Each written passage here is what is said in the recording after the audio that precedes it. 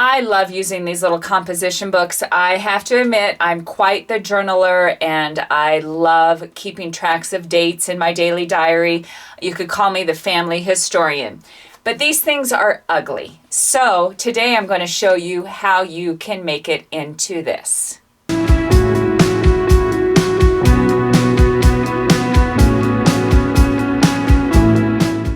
These little composition books are so economical, but they're so generic.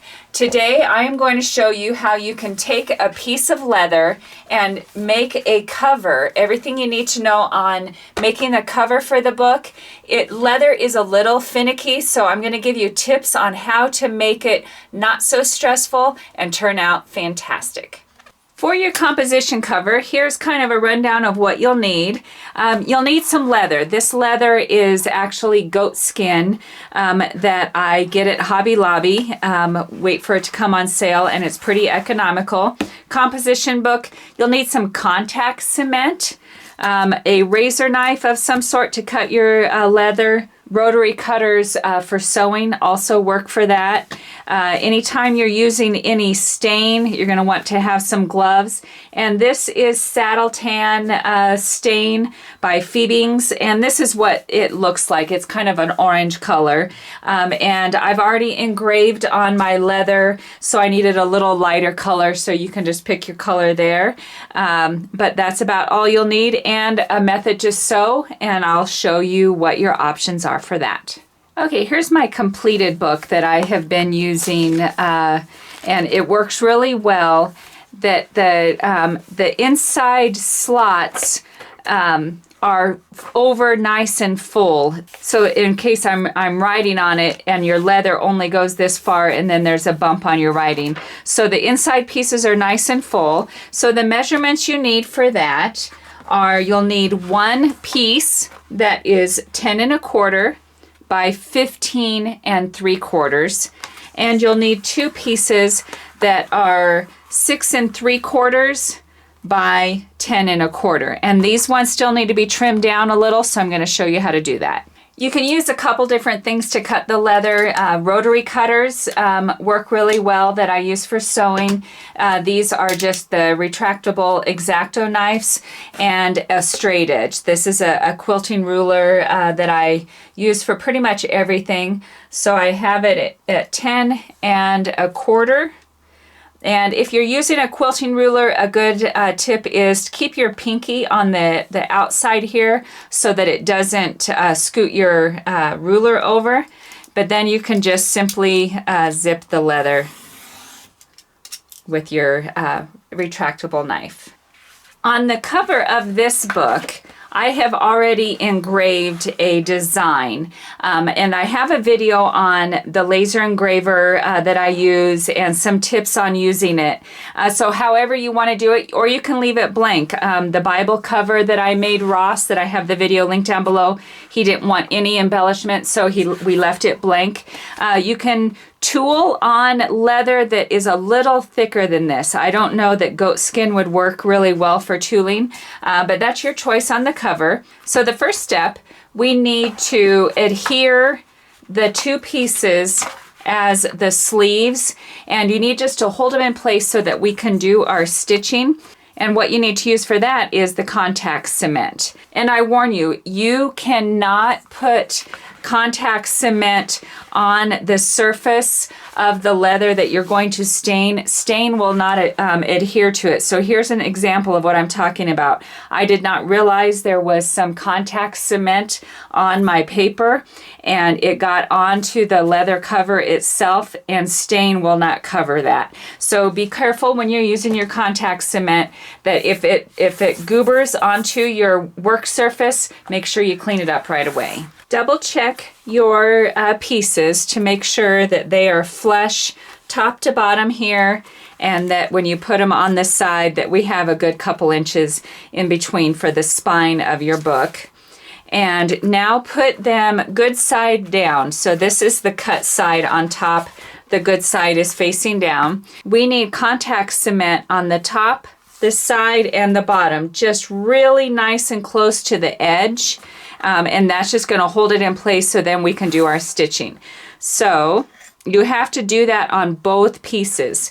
So here we're going to go just nice and light.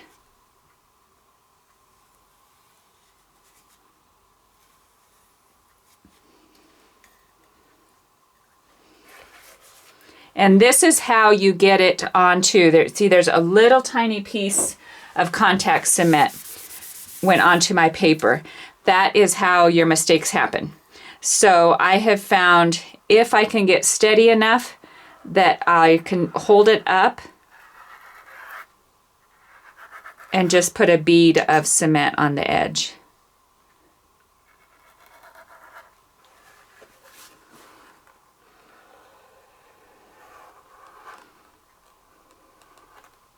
And then set that aside. On the same place of where it's going to be sitting, you need to do the same thing. So this is the one that I haven't done yet. So I need to start my cement about right here.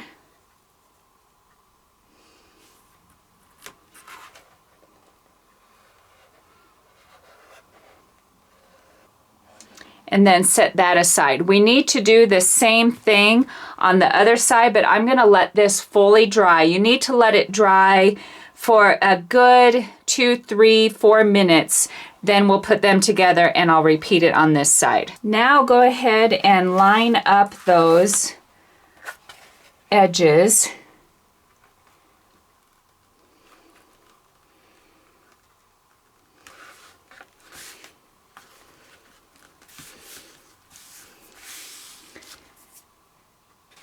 And it should stay in place. Leather marks really easy. So if this was wet and I just happened to accidentally scratch it with a thumbnail, the mark would be on there. It's not wet right now, but I've had enough things mark that I don't want to test it. So I just have some trash. These are some zipper cardboards that I pulled out of the trash. And then these are just some sewing clips. I'm just gonna want to hold it in place while I mess with the other side. If it's not going to be moving around, here's another piece of trash that I'm just gonna do. If you're not gonna be moving it around, you could just let it sit and let it dry for a few more minutes. But I want to work on this side, so I'm gonna do the same exact thing. Contact cement the 2 edges, or the 3 edges. The next thing we need to do is we need to come up with your method of sewing. If you don't have a sewing machine that is heavy duty enough to do leather, don't worry, I'm going to show you a couple different options. I am going to use a machine to sew mine, so I'll show you that. But if you don't, this is a hole punch that I got from Tandy, and what you do is you punch the holes directly into the leather. One tip is you're going to want a straight line of stitching, so use the edge of your tool to just lightly make a line. So there's a line on there. Then just take a hammer and line up your tool.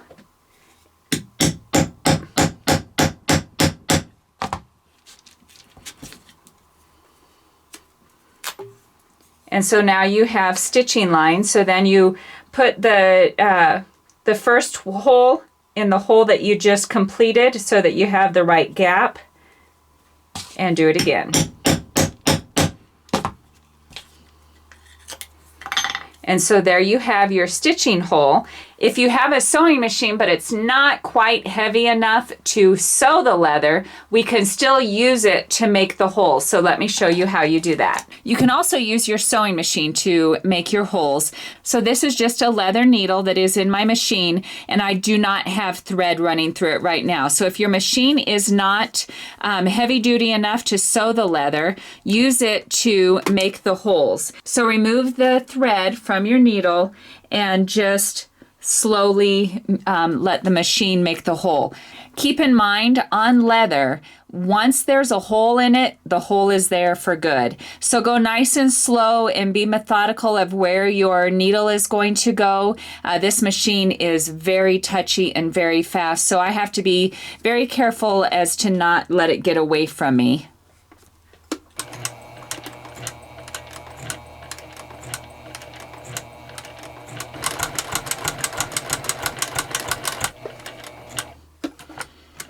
So now we have the holes that you can use to do your stitching. These holes are a lot smaller than these holes. So I'm going to show you the difference on how you hand stitch those with the two different kinds of holes.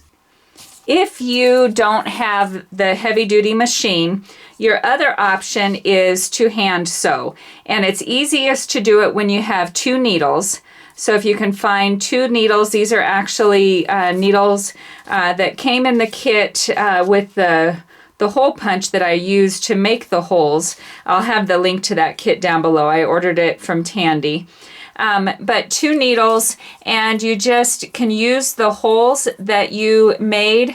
So come up with one, go down with it, with the other needle, come up in opposite direction. So you're just doing basically what the sewing machine does, but you're doing it with your hands instead. This is wax thread that is made for leather. The thread that I used on the sewing machine was just upholstery weight thread. So that's how you do it with those holes.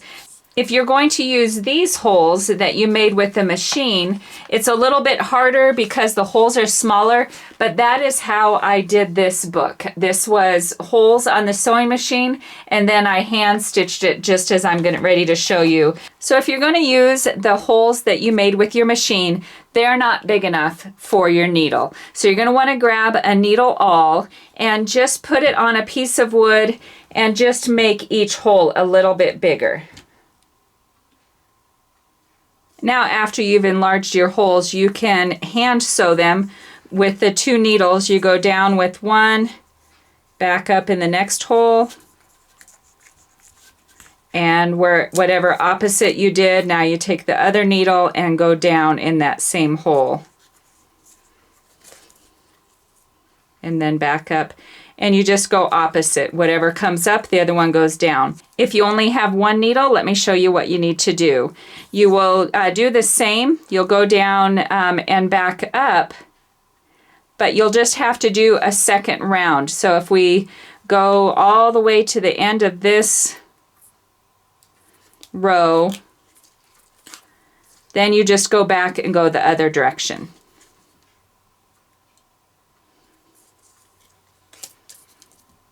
If you're going to use a sewing machine to do the stitching, always test first on the actual scraps that you are using in your project. So here's two scraps that I had left over.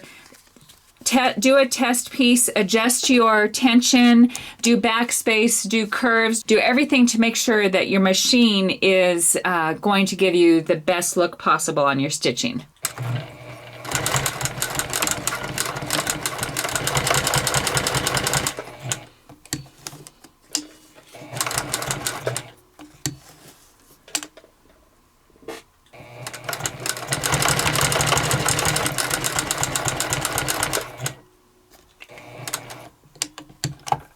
So here's the back of what I just finished, and everything looks nice. Here's the front.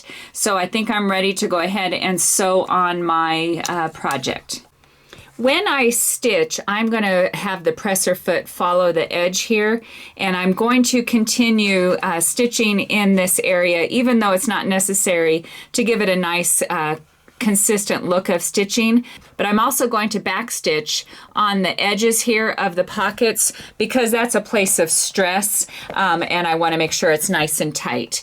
On leather, nice and long stitches with your machine are a little bit better so that you don't make it like a perforation. So I have my stitch set to be nice and long, and I'm going to start right on top of one of those pockets so I can backstitch there.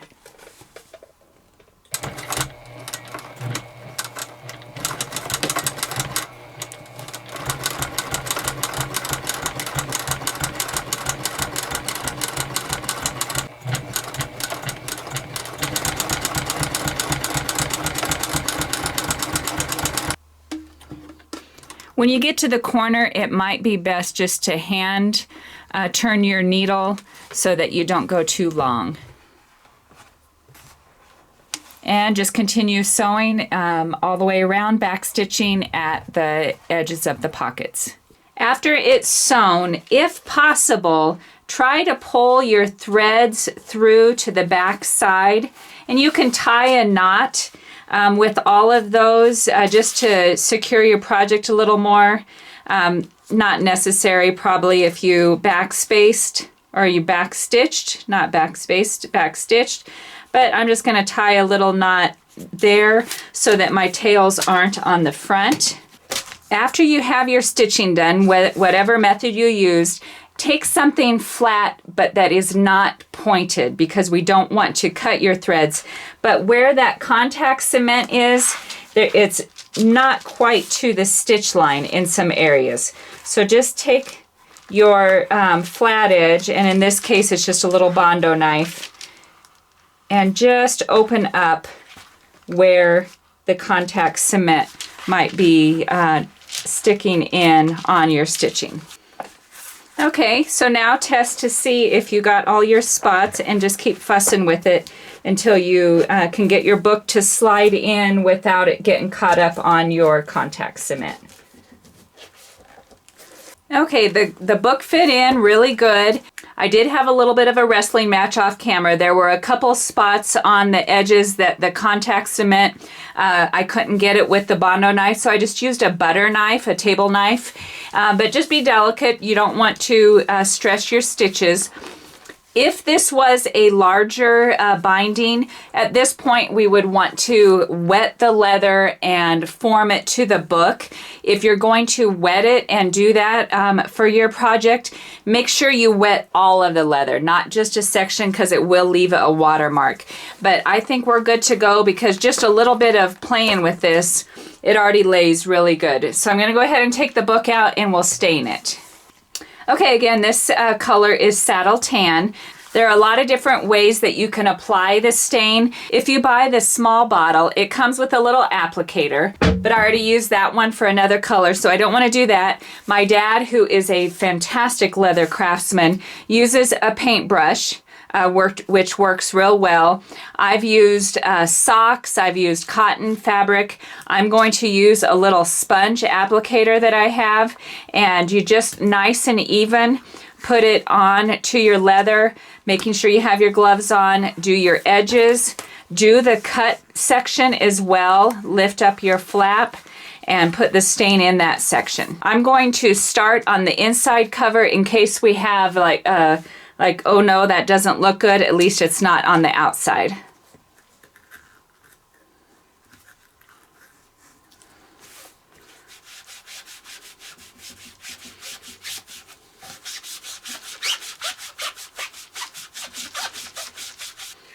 Okay, since the sponge didn't work like I had hoped, I'm going to follow the pro and do what Dad does. He pours his stain into a jar, and when he's staining, you don't flick it, you're just pulling the brush. Don't do a brushing motion or you'll end up with stain all over your walls. This works much better. I should have trusted the pro from the beginning.